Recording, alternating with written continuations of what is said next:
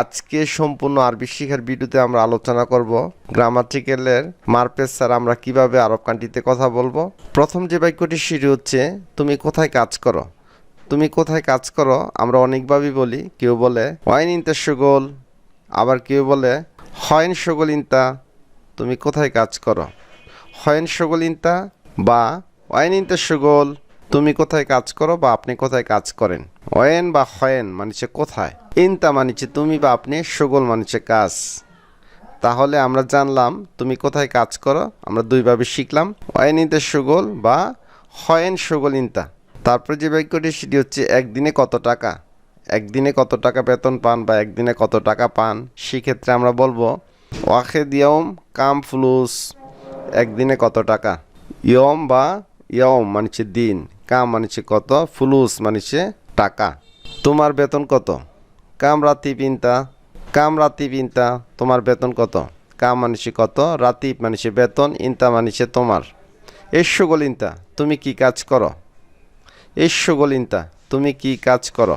তুমি কোথায় যাও, ওয়েন রোইনতা বা হয়েন রোইনতা, তুমি কোথায় যাও। আনা বা রোয়াল বাকালা, বা আরব কান্ট্রিতে এভাবে বলে থাকে আনা রোয়াল বাকালা, আমি মুদির দোকানে যাই।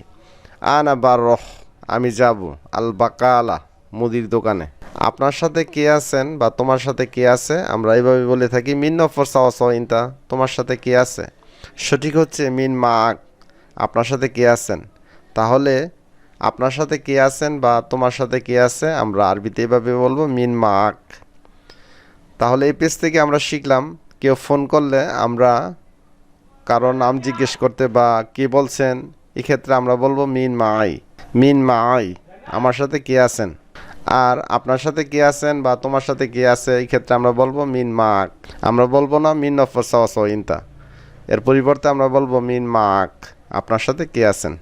আনা মাফি শুগল, আমার কাজ নাই। আমরা সাধারণত এইভাবে বলে থাকি কাজ না থাকলে আনা মাফি শুগল। সঠিক হচ্ছে মা আইন্দি শুগল, আমার কাজ নাই। মা আইন্দি মানুষে আমার নাই, শুগল মানুষে কাজ। আনাফি শুগল, আমার কাজ আছে।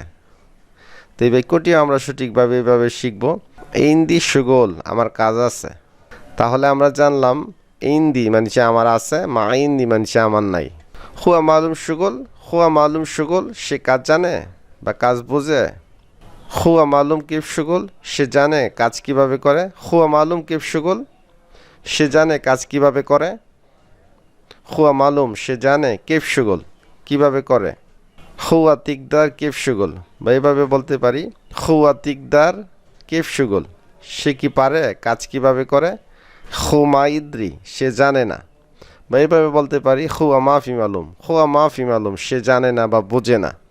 সে জানে না বা বুঝে না আমরা দুইভাবে শিখলাম, হুমা ইদ্রি সে জানে না বা হুয়া মাফি মালুম সে জানে না। আনা মালুম, আমি জানি। আনা আকদার, আমি পারি। হু ইকদার, সে পারে। হুয়া মাফি শুগল, সে কাজ করে না, বা এভাবে আমরা বলতে পারি হুমা ইস্তাগল, সে কাজ করে না। হুয়া মিন্নি মিন্নি, সে নয় সয় করে বা সে দৃঢ় প্রকৃতির লোক। হুয়া মিন্না মিন্না। হুয়া শুগল আলী বাবা, সে কামচোর। হুয়া শুগল আলী বাবা, সে কামচোর।